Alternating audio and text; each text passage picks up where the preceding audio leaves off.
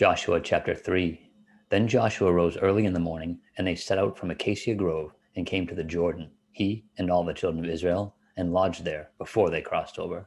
So it was, after 3 days, that the officers went through the camp, and they commanded the people, saying, When you see the ark of the covenant of the Lord your God, and the priests, the Levites, bearing it, then you shall set out from your place and go after it. Yet there shall be a space between you and it, about 2,000 cubits by measure. Do not come near it, that you may know the way that you must go, for you have not passed this way before. And Joshua said to the people, Sanctify yourselves, for tomorrow the Lord will do wonders among you. Then Joshua spoke to the priests, saying, Take up the ark of the covenant and cross over before the people. So they took up the ark of the covenant and went before the people. And the Lord said to Joshua, This day I will begin to exalt you in the sight of all Israel, that they may know that as I was with Moses, so I will be with you. You shall command the priests to bear the ark of the covenant, saying, When you have come to the edge of the water of the Jordan, you shall stand in the Jordan.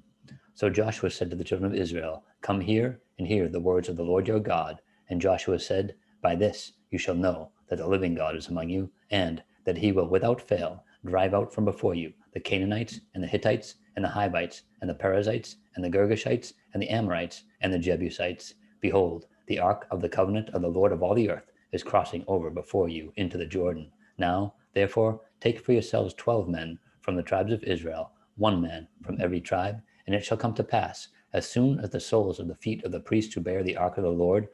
of all the earth, shall rest in the waters of the Jordan, that the waters of the Jordan shall be cut off, the waters that come down from upstream, and they shall stand as a heap.